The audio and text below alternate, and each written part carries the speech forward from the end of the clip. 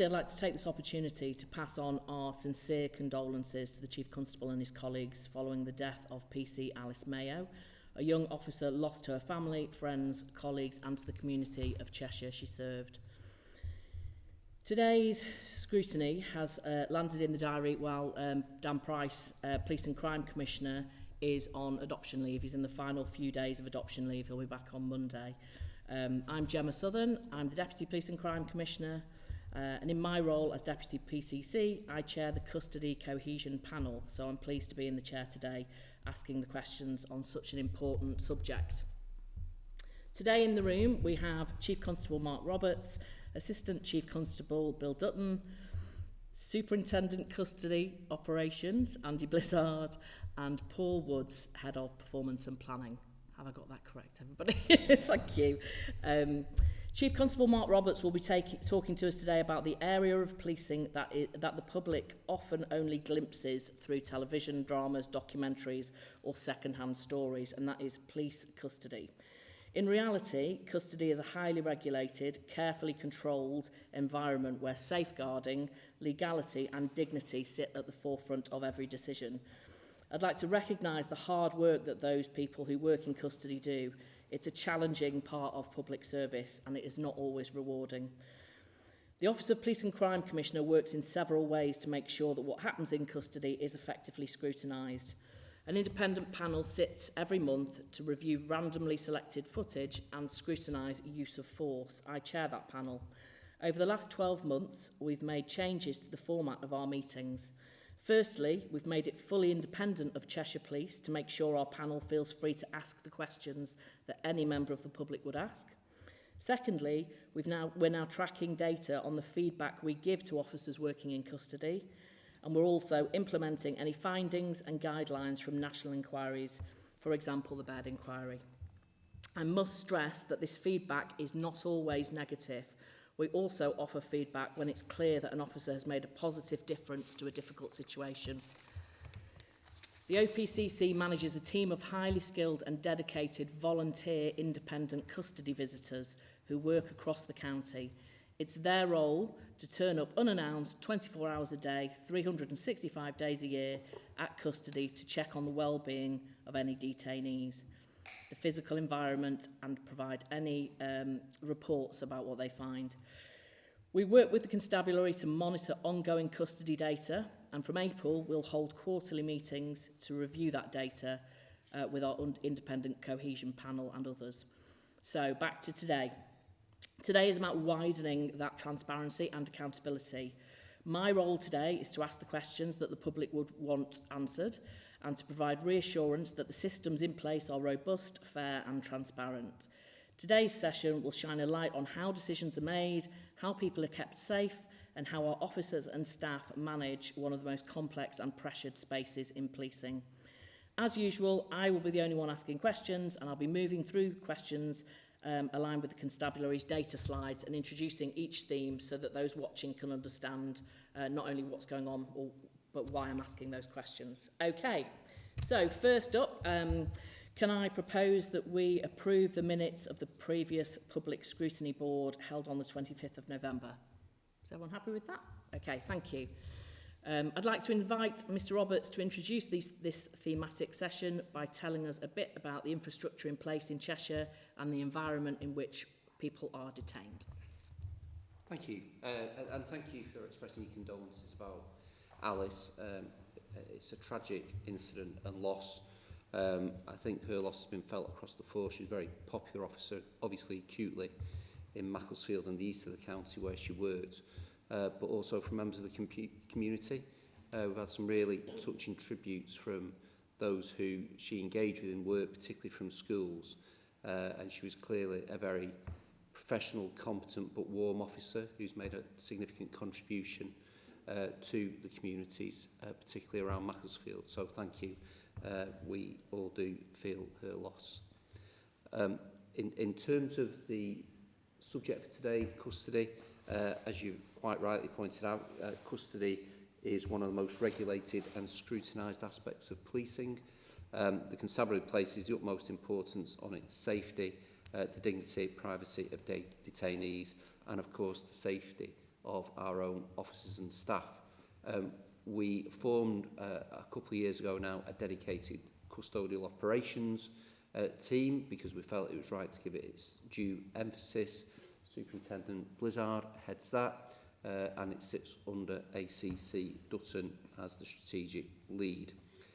Since 2021, the Constabulary has taken a more proactive approach to tackling crime and making Cheshire a hostile environment for criminals, whether that be local or travelling. And we do obviously come across criminals from not just our own county, but across the region, nationally, and indeed internationally. So during that time, and it is worthy of note, we have increased arrests by 44%. So that is an awful lot of people additionally going through the custody process.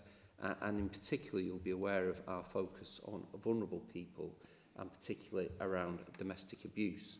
And it is a staggering figure. I asked Paul to check it, but his numbers are always right. We have increased the arrests in relation to domestic abuse by 92%, which is a staggering increase, but it's something that we believe is the right thing to do in terms of protecting people. We've invested more than £500,000 over the last year in improving our custody facilities to make them as safe as possible for detainees, but also, of course, as comfortable environment as we can make it for our officers and staff, who, as you rightly point out, do often work in stressful situations and indeed increasingly are subject to assaults.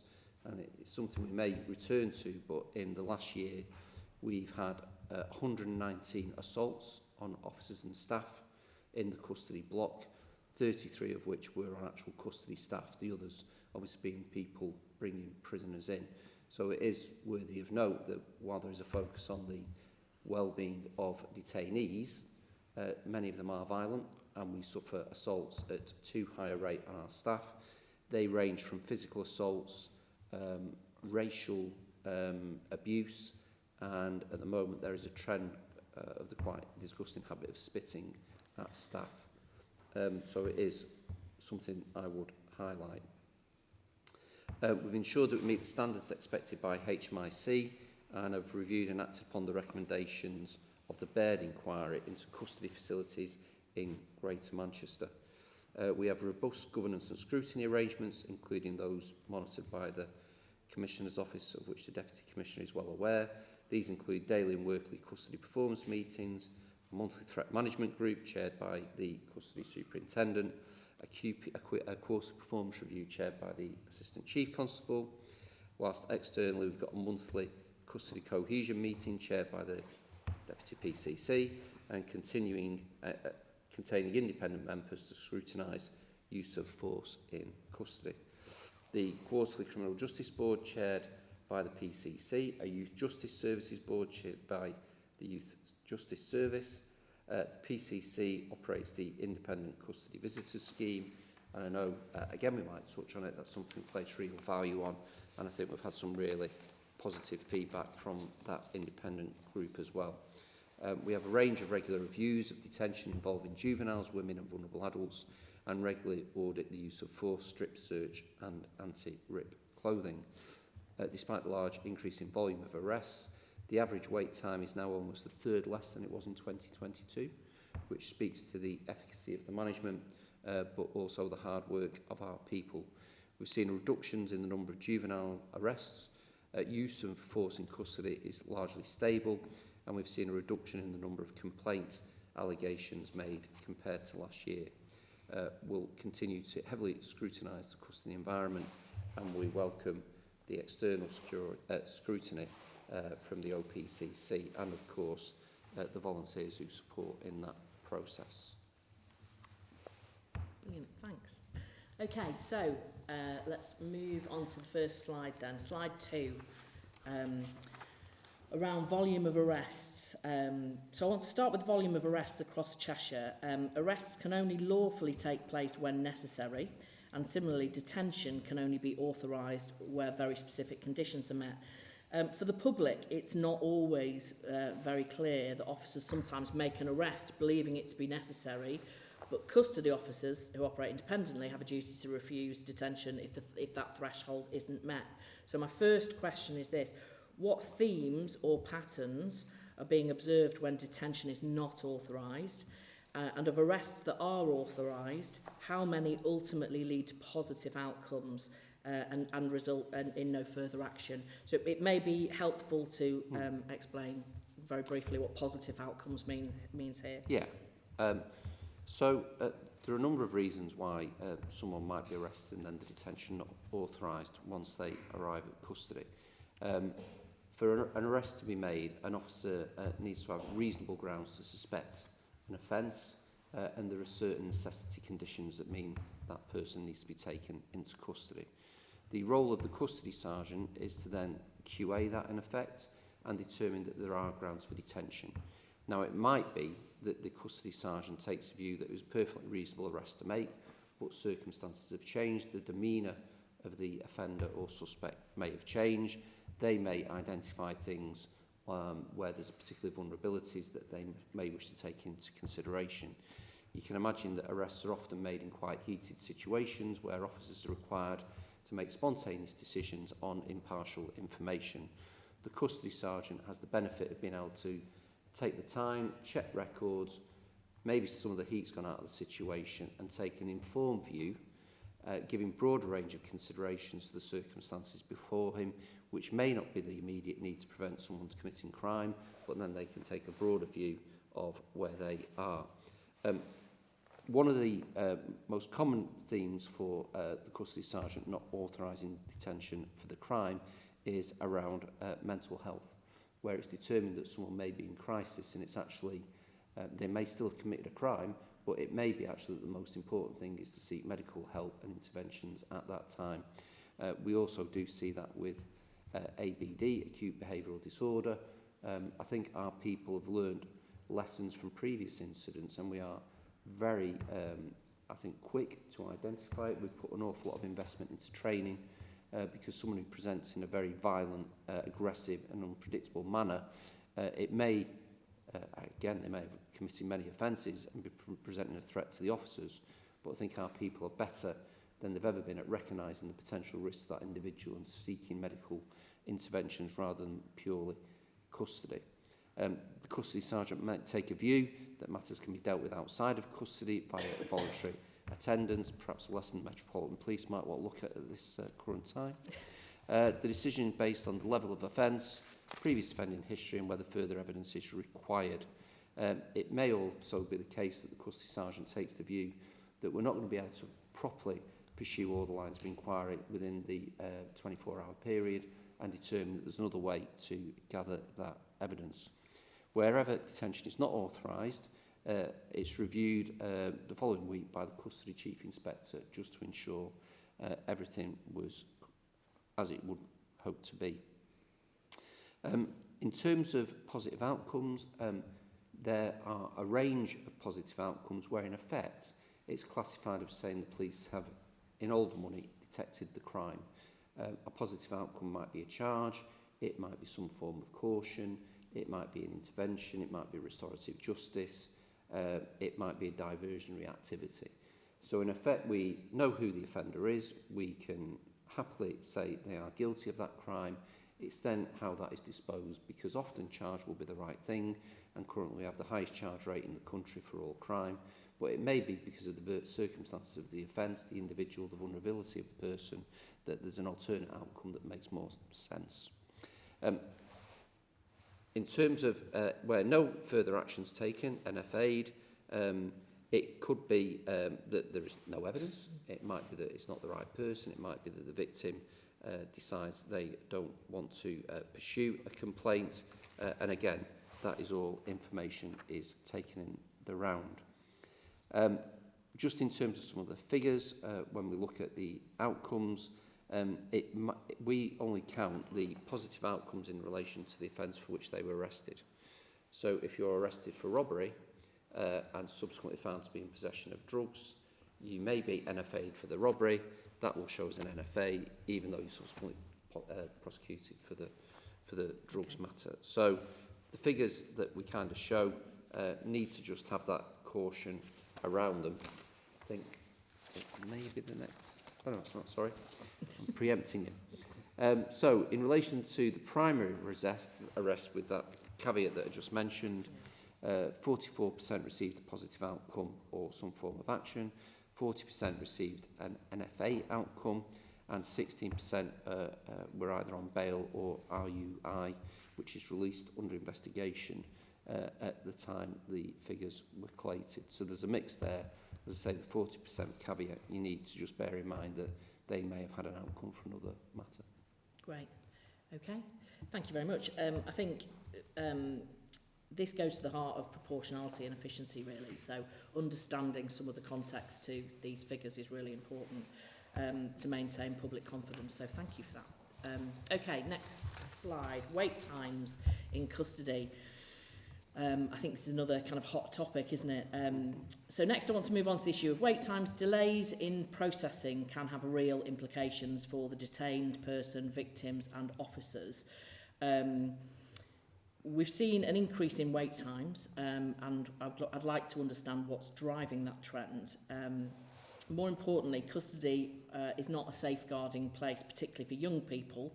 And nationally, there's a push to ensure that children are kept out of custody wherever possible. So I want to ask what multi-agency work is underway and what engagement with partner agencies is happening to divert young people away from custody. So that's what's driving wait times, but also what's happening with young people. We obviously made reference to the fact that we're arresting a lot more people than we did, so that puts more pressure in the system. And from the graph, you'll see that we've highlighted where the custody refurbishment programme took place. That involved each of the three custody facilities being shut on rotation. We were supported by Merseyside Police by taking some of the prisoners over there. We've recently just done a similar favour for Merseyside as they've been working on some of their custody facilities. There's certainly been a great scrutiny by custody sergeants to ensure that detention should be authorised. That's the question we've just dealt with. You can appreciate if people are properly, methodically going through everything around the circumstances of the arrest, but also the welfare of the individual. That's a lengthier process that will add. So it's a balance between wanting to move people efficiently through the system, but doing the job properly and accurately when we are talking about people's well-being. We've really pushed that over the last 12 months, which may have contributed to the slightly longer booking in times. That's included embedding the Baird report findings. Again, I'm sure everyone agreed that it's really important that we learn those lessons, even though they're from another force, and make sure that our practices are looking after people, and in this case, particularly female detainees. There's been a process change in May 2025 to booking in juveniles, which requires additional work prior to detention being authorised. Again, I think people would expect us to take that additional care with young people. That's extended the booking in process for each juvenile by around 10 minutes, which impacts on the overall averages. Despite all of this, wait times currently are just at around 8 minutes, which I think is very good, certainly compared with where we were. But I would have thought, in comparison with most forces as well, that's a perfectly acceptable period. In terms of multi-agency and partner work, we have liaison and diversion staff in custody from 8 in the morning till 6 at night in all 3 suites. The NHS resource provides diversion pathways to help deter detained persons from re-offending. We refer 100% of children and 100% of females to this service. Consent is obviously obtained for those people outside the key hours so they can be seen in the community. We also refer 100% of children to the healthcare professional who liaises with local authority social services to ensure all safeguarding needs are identified. And I think not just in custody but across the force, increasingly where we have interventions with young people, we are alive to the broader safeguarding needs and will make referrals to partners. So in cases where there's stop searches and encounters, we are looking beyond the immediate facts of the incident to ensure that we're looking at the broader needs of the individuals. Great, thank you. And just finally on this, it might be helpful just to deal with that common misconception that when people are arrested, they're taken to their local police station. I'm aware that lots of people in our county are never arrested and never go into custody, so it might be helpful to just explain where people are held in custody, if that's okay.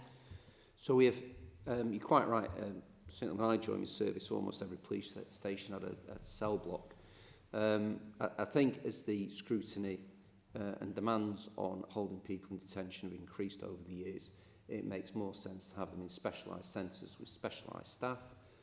When I was a sergeant, you got a one-day course as part of your sergeant's course, and that then meant you could be a custody sergeant. Things are slightly more complicated now, so we have 3 detention centres, one for the north at Runcorn, one at Blacon for the west, and one at Middlewich for the east. People are taken to those facilities where we have the trained staff, the healthcare professionals, and as we've said, we've invested in the estate to make sure it's fit for purpose and safe and appropriate accommodation. Great, thank you. Okay, so moving on to slides 7 and 8, demographics of arrest, gender and ethnicity. So I want to look at understanding whether Cheshire's arrest patterns mirror, differ from or outperform national or most similar force data. So understanding that's crucial to ensuring fairness and community confidence. So what I want to ask is, how does Cheshire compare nationally to forces that are similar, and to forces that are similar in this respect? So the latest nationally available data for the 12 months ending in March 25, so that's quite a lag, but that's what the national data is. 92% of Cheshire detainees had a self-defined ethnicity as white, which is compared to 69% nationally and 77% in the most similar group. I think that probably speaks to the constituent communities of Cheshire rather than anything particularly that we're doing as a constabulary. 83% of Cheshire detainees were male compared to 85% nationally and 84% in the most similar group. So I think it's all very much in the ballpark figures. Fab. Okay. For those for who English is not their first language, what additional support is provided in custody to ensure they fully understand the process and their rights? So we are increasingly seeing foreign nationals come into custody. There are some significant figures in relation to that. Under the Police and Criminal Evidence Act, Code C, for those who wish to look it up and read it later on this afternoon, all detained persons have access to an interpreter through our contracted services. It's also a service that is available to officers on the street where language is an issue. Just to illustrate the point, over the last 4 years, our bill for interpreting services in 2022 was £86,827.07. In 2023, it was £175,343. In 2024, a similar figure, £163,664. And in 2025, it was £205,636. So you can see the increase in the requirement for it. It's obviously it's something we need to provide, but there's a significant cost implication. But I think the increase in language services demonstrates the increase in people coming in with non-English first languages. So we've enhanced this provision through technology, using tablets to provide rapid access for rights, entitlements and reviews, with in-person interpreters available for documentation and interviews. Great, okay, thank you. So that's about really ensuring that no one's disadvantaged by language barriers or demographic factors. Okay, thanks very much. On to slides 9 and 10, use of force in custody. So custody is an environment where tensions can rise. and where the use of force when necessary has to be controlled, justified and recorded. We spent time in previous sessions looking at use of force more broadly, and I know that both the OPCC and the Constabulary already conduct independent scrutiny of these incidents. Today is specifically looking at use of force in custody.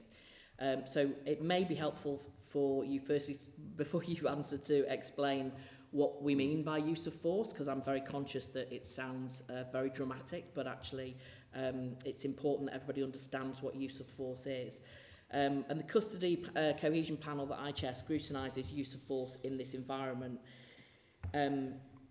How is the feedback that the panel I chair offered to police officers, and how do you make sure that any use of force is necessary and proportionate? So I think you're quite right. It's important to define what use of force means, because people will automatically jump to the higher end. So use of force can be holding someone, it can be restraining someone, it could be passively placing them in handcuffs if they're compliant but there's a risk, all the way up to strikes, restraint, etc. Often, you see it not just in custody blocks, but when incidents on the street are filmed, there'll be a number of officers on an individual. That's because we're trying to do it causing the minimum harm to the individual. If there's one officer and one offender and that person's being violent, the officer's probably going to have to use a lot more force to restrain the person, either with baton strikes, physical strikes, capture spray, taser. If there is a number of officers, it gives you the opportunity to take hold and control of the limbs and prevent them causing harm to the officers, the public and themselves. Use of force is reviewed daily to ensure compliance with force policy and accurate recording. At least 15 use of force incidents per month are reviewed using the CCTV, and it's important to remember that all the custody suites are covered by CCTV, so there's complete transparency, and if officers are coming in, they'll have body-worn cameras as well. So they're reviewed by the inspectors in the Independent Custody Community Cohesion Group. Feedback is provided to involved officers and escalated where appropriate. The data and stats are presented at our monthly threat management meeting for examination by the SL Senior Leadership Team of Custody and the performance team.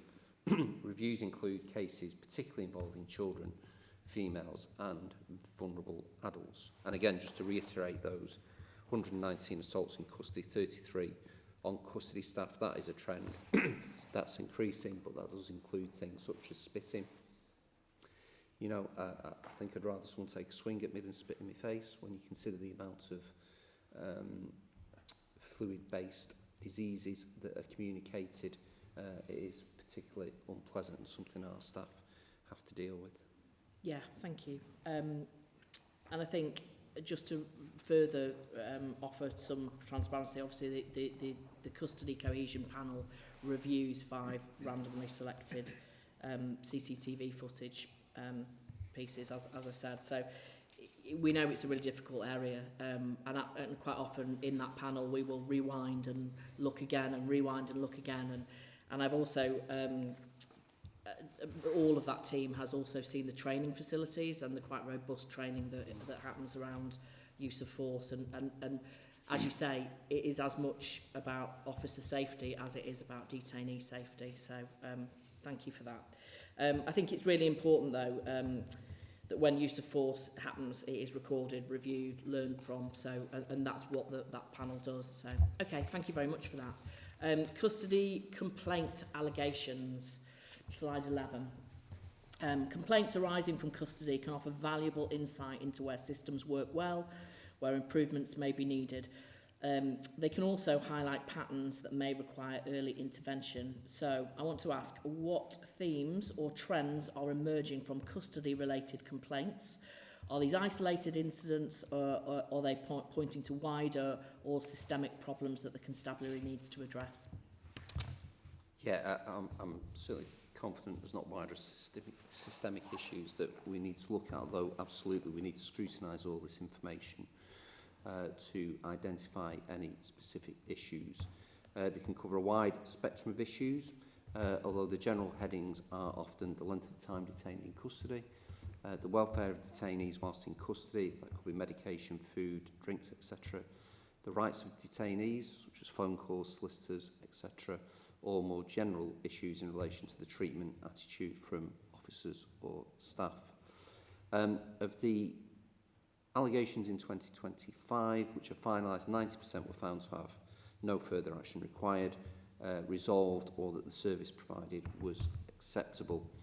There's a right to review in relation to all complaints which will either be considered by the IOPCC or, in certain specific cases, the IOPC, depending on the nature of the information. The reviews undertaken by both the IOPC and the OPCC are published on the IOPC website, and the latest quarterly report shows that the volume of complaints upheld on review in Cheshire is small, and the proportions upheld in Cheshire are lower than both the most similar forces and the national average. So we're not complacent, but a generally positive picture. There's also regular scrutiny of the complaints and outcomes by the OPCC. As we've mentioned, the OPCC's Independent Custody Visitor Scheme also publishes an annual report on its findings, with the latest full report for 2024-2025, showing that more than 130 visits were undertaken with almost 1,000 detainees visited, which is tremendous. And I think, you know, we should recognise the added value of the visitors to this scheme. They are volunteers, and it provides welcome reassurance both to us, but also, crucially, the public. So that is very much welcome. I think the details within the annual report also point to the fact that since we had the refurbishment, that's seen a deterioration, a reduction in the number of complaints that could be related to environmental issues in the custody suite. So again, this is all under CCTV. We are not complacent. We do take these things seriously. We have the various means of independent scrutiny. The final thing I would say is that some of the people in custody don't always tell the truth. Yeah, I know. So we do have to scrutinise sometimes what people say for a variety of reasons. Absolutely. Absolutely. Thank you for that. And that is why CCTV and those independent volunteers are so valuable. And I just wanted to add my thanks to them because we had a meeting with them last week, and I'm always impressed by how dedicated and also how experienced they are I'm always impressed. So our thanks to them. Thank you for that. Okay, slide 12. This is something we receive probably more questions about than anything else, and that is strip searches. Strip searches are one of the most intrusive powers available to the police, and when they involve young people or vulnerable adults, the thresholds and safeguards must be particularly stringent. Please, could you just take a moment to explain what strip searches is before we get on to the question, if that's okay? Because I think there's a lot of misunderstanding about the difference between a strip search and an intimate search. I think that'd be really helpful for the public to know. Yeah, so the search should only ever be to the level required to find something. Equally, they are often very necessary. If people conceal drugs about the person, you can imagine drugs are quite easy to conceal, or indeed weapons. It's important that we identify that, not just for the safety of the staff, but the safety of the individual, because I think there's been plenty of cases over the years across the UK where people have been in possession of drugs, they've ingested them to either get rid of the evidence or because they want to take them, and that has ended in a very negative outcome. So it is an invasive power. We should use it proportionally, and there are rigorous things to make sure we do. Where clothing needs to be removed, we certainly ensure that any exposure of intimate areas is carried out with dignity and respect, strictly in line with the pace, and as you can imagine, it's heavily documented and reviewed. Searches are conducted in environments where individuals cannot be viewed by anyone other than those present for the search. It's worth bearing in mind they're not always that pleasant thing for the staff to do either, so I don't think it's anything anyone relishes, but it is sometimes necessary. Where searches in cells may involve revealing underwear, detainees are covered with a blanket to ensure their dignity, and we don't obviously record on CCTV anything that may cause embarrassment. Yeah, great. And I think it's and this is just to add to that, as a lay person looking at this, I think people make the assumption that strip searches it involves getting somebody naked, and actually that isn't the case. It can just be changing tracksuit bottoms, can't it? Yeah. An intimate search is a completely different thing, so I just wanted to make that clear. So I think you've covered the safeguards that are built into the process and how they're monitored. Sorry, just to emphasise your point. Yeah. We don't carry out intimate searches if they're required in custody. They're conducted in a hospital. Yeah, that's really helpful. I think that's just a really helpful clarification, if that's okay. Okay, thanks for that. And what I would say is if anybody who is online or has questions around that, please do get in touch, because we'd be more than happy to give clarification if that's helpful. I know people get lots of casework around this. So, okay, slide 13, Mental Health Act detentions. Since the introduction of Right Care, Right Person, forces across the country have seen shifts in how mental health related incidents are handled. I want to explore how that's played out here in Cheshire. What changes, if any, have been seen in Mental Health Act detentions since Right Care, Right Person was implemented? So in 2025, Cheshire had 105 mental health detentions, which was a small increase on the previous year. I think in terms of Right Care, Right Person, it's important to stress it is basically what it says on the tin. Often when people in a mental health crisis, the police are not the appropriate people to deal with this. And part of our push, of course, we don't want to deal with things that are our responsibility, but it's to ensure that the right professional are dealing with them when it's not the police. As I say, an officers turning up will have a set of skills, and our people are very patient. We have dedicated mental health triage teams. But if someone is in a mental health crisis, they need a mental health professional, they need a medical professional, not the police. So I think we need to bear in mind that this is getting the right care for the person. So we've not seen a significant impact on the number of mental health detentions. I've mentioned the stats there. We have seen that officers are attending fewer mental health incidents, which is positive, I think. In many cases, where we do become involved in the detention required, they should be having a Section 2 mental health bed. Unfortunately, there is very limited availability of these. So officers and the custody staff are often in the invidious position of recognising this person shouldn't be ideally in police custody, they should be in a bespoke mental health facility. There isn't one available. We can't release the person because they present a danger to either themselves or the public. What do we do? Yeah. So the least worst option is then to hold them in police detention and furiously try and get other agencies to take on board their responsibility. So it is done sparingly. As soon as we can get them to an appropriate medical facility, we do it. But in lieu of that, we need to be responsible and make sure that we continue to look after them. Cheshire had 2% of its total arrests. Cheshire had 2% of the total arrests nationally, compared to 2% of our arrests were mental health related, compared to 4% nationally, and 5% for the most similar group.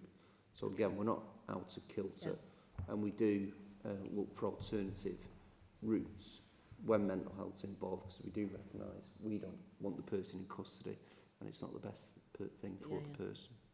Okay. Thank you. I think helping people understand where that area of policing and health services intersect is really helpful, but it's good to see we're in line with the national trends on this. Thanks. Okay, slides 14 and 15 then. Vulnerable adults and appropriate adults. Okay, custody staff often encounter people with complex vulnerabilities. Identifying these correctly is essential because the presence of an appropriate adult can dramatically change the support a person in detention receives. So I want to ask, how are these vulnerabilities identified, and are there any difficulties in securing appropriate adult attendance in Cheshire?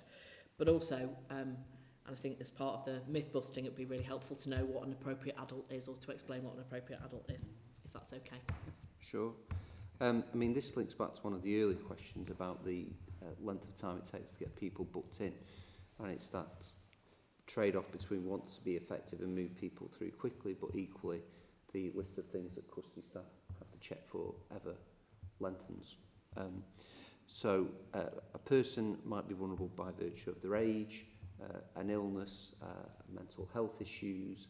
There's a range of vulnerability. It might be the emotional state, at which point an appropriate adult person over the age of 18 could be a family member, could be a friend they identify, or in other circumstances it could be that we have to seek support of agencies to provide an appropriate adult.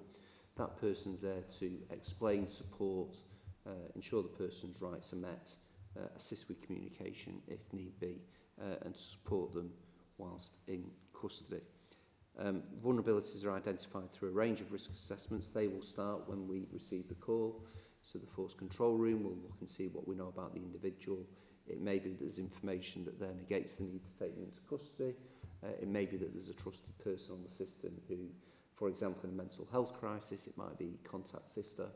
Sister might be able to intervene and deal with it. So the threat assessments start before anyone ever gets to custody. However, if they do land at custody, the custody sergeant uses a structured questionnaire to determine whether an appropriate adult is required. All detainees aged 17 and under must have an appropriate adult. The local authority contract with Child Action North West to provide appropriate adults where there isn't a relative, etc. But they don't operate 24 hours a day. Overnight, we rely on the emergency duty teams from social services who are often unavailable.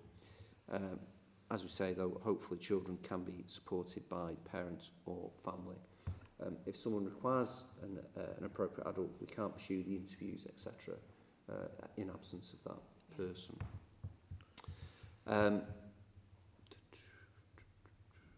So that's in relation to children. In terms of vulnerable adults, the contract with Child Action North West is 24 hours, ensuring that we shouldn't keep them in custody longer than necessary.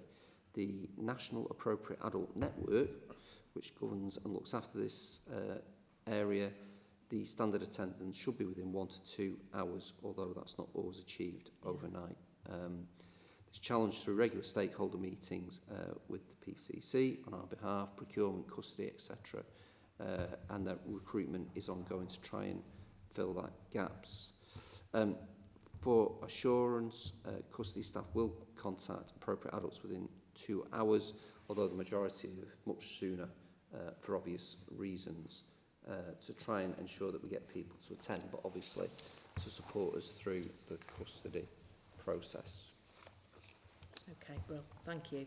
I think that's that's fundamental to safeguarding and ensuring fair treatment, and helping people understand that process, I think, is really helpful. Okay, slides 16 and 17, Baird Inquiry, support for female detainees. The Baird Inquiry made important recommendations around the experience of females in detention and the need for trauma-informed approaches. I'd like to hear examples of how these recommendations have translated into practice in Cheshire, what specific interventions or good practice is now in place to better support women and girls coming into custody. So again, we take learning, but we'll stress this was Greater Manchester. There can be a tendency with many of these things when there's a failing in a force, it becomes a national issue. So we strive to get the balance right, that we are not complacent, we proactively look at these as soon as they're published and we try and resolve them. But there were issues in another force. So, specific examples, we have a separate female detainee policy which governs how we deal with females in custody. Each female detainee is allocated a dedicated female detention officer. Females are offered specific sanitary products, obviously particularly concerned if people are pregnant.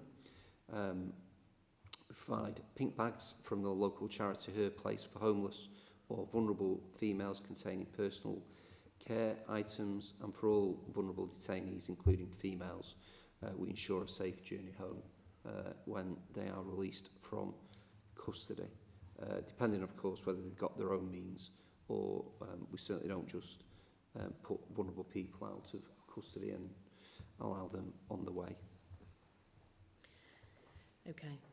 And I would add to that, in terms of us scrutinising the custody CCTV, we're now ensuring that we see more footage of women in that CCTV footage, so that we can start to feed back any themes we see. Okay.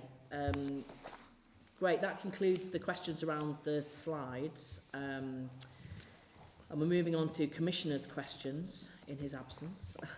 Wider scrutiny of custody. So this is just briefly looking beyond the slides and touching on the broader environment within which custody operates. Custody is, I mean, I think as you've explained and as we're aware, is a challenging place to work.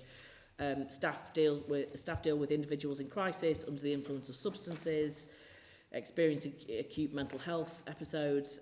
So what I want to ask is, what measures are in place to protect custody staff and well-being in this environment?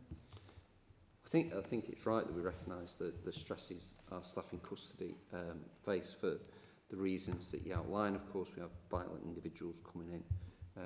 We sometimes have people who are risk in terms of the diseases to carry, etc. So we're acutely aware of the well-being of the staff, as are the management team for it. We've got an extensive well-being offer for all officers across the force. However, we will cater the well-being offer dependent on the environment for the individual department. So, for example, we have particular plans around our officers who deal with serious road traffic collisions. We have particular plans around our public protection people. We have particular plans around our people who investigate some of the appalling things that they see online. And again, of course, we have specific plans around custody. In terms of the suites, again, I'll come back to the refurbishment, which was a very welcome change for us. We've refurbished the restrooms, which have a no working rule, so that we try and give people that break and give them a switch off. There's quiet rooms in all suites. Gyms are available in 2 of the suites, which are isolated from the other police units. An inspector is appointed as the wellbeing lead for the specific area of responsibility, supported by wellbeing allies across all the suites and blocks. The monthly newsletter for custody includes wellbeing sections to support the team, and there's an annual compulsory psychological questionnaire with counselling offered based on results. After significant incidents, staff receive debriefs, welfare checks and follow-up support, as we seek to do with all our officers. Human Resources produce a wellbeing booklet which details all the support that's offered to officers, which we constantly strive to push out to people. It's immensely frustrating when we ask people what support's on offer and they don't know. So we again reissue the wellbeing booklet and push it out, as do all the management teams. We pay for additional places at the police benevolent facility so that people can take a break if they're seeing issues emerge. And we do push the message, don't wait for something to go wrong before you seek that support. So I think there's a comprehensive offer across the force, but as I say, there's bespoke measures there in relation to departments such as custody. Great, thank you. Similarly, people in detention often present with addictions, vulnerabilities or additional needs. I'd like to understand what interventions or services are available to them and how they're signposted to ongoing support once they leave custody. As mentioned, there is a range of liaison and diversion activities from the healthcare provider in the suites to the staff. If someone's identified with a particular need around alcoholism, drugs, we will make referrals to the relevant agencies, and particular emphasis on children and female. We flag them obviously to the detainees when they come in. So there's a range of services that on offer. If you want specific details, I can bring Andy in, but I think it's fair that there is a comprehensive offer. Okay. No, that's fine. Okay, and with the high number of detainees identified at risk of self-harm or mental health crisis, what proportion of fitness for release assessments are being carried out by healthcare professionals, as this is a vital safeguard? Mm-hmm. So when a detainee is released, we mentioned that the custody sergeant needs to go through a thorough process as they come in. They also must do a pre-release risk assessment. If the sergeant identifies concerns, then he'll refer the person to the healthcare professional, which all our suites have, for a fit to release assessment. Some of the detainees will always be seen by a healthcare professional on release, for example, juvenile sex offenders. It is something we are very much alive to. Under the healthcare provision, information is supplied by the provider in relation to health assessments undertaken. In January 2026, there were 110 fit-to-release assessments undertaken by a healthcare professional, which is equivalent to around about 7% of all arrests made. Okay, thanks. And finally, what training and safeguards are in place for people after contacting police for help find themselves arrested? How does this stop re-traumatisation of vulnerable victims, in particular women? Yeah, it's something we've just been discussing actually. 3 times a week the command team get together and review incidents for the week, etc. And we've identified a number of incidents recently where we think they're real positive indicators as to the culture in the force for spotting vulnerability. I won't go into specific details of where and when, but a recent case where a younger female was arrested for shoplifting because of the rapport and compassion shown by the staff actually disclosed a whole range of offences she'd suffered, and then obviously the focus switched to dealing with those issues rather than the shoplifting matters. So I think probably about 3 examples recently, Bill, hasn't there, where we've just kind of thought that's good that our staff are alive to this and looking beyond the immediacy of what have been sent to deal with, the standing back and identifying some of these risks. And I think it probably is testament to the culture we're trying to set in the force, but also the training we've done. We have days away looking at various things, missing from homes, vulnerability, sexual offences, child sexual exploitation. So when we see these jobs, it just kind of reinforces that we're kind of getting the message home. Obviously, VOG, as you know, is a priority for us and it's fully embedded. Custody sergeants, we think, are good at identifying if sometimes the attending officer hasn't identified a vulnerability, and custody can sometimes be the first opportunity for someone to tell us stuff.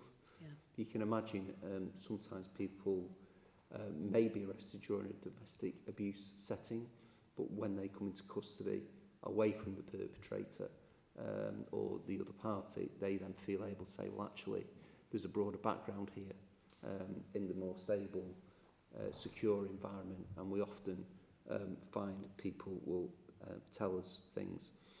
And, you see over the years, often when we deal with people who are troubled with mental health issues, there's a reason why they're suffering mental health issues, and we can often uncover root cause issues that go back many years in terms of some offending that actually might have been the genesis for the issues they start facing in later life.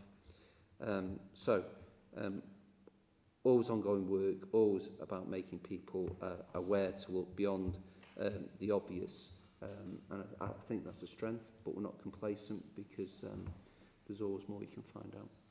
Great, thank you. Okay, so that concludes the questions. Custody represents one of the most scrutinised areas of policing, and rightly so. It's where liberty is restricted, where rights must be rigorously upheld, and where safeguarding responsibilities are at their most acute. So I want to thank Mr Roberts for answering the questions raised today, with the aim of providing transparency and accountability and reassurance to the public that these powers are used responsibly and professionally. And thank you to the members of the public who've joined the scrutiny board online. And I'll now call this meeting to a close. Thank you. Thanks.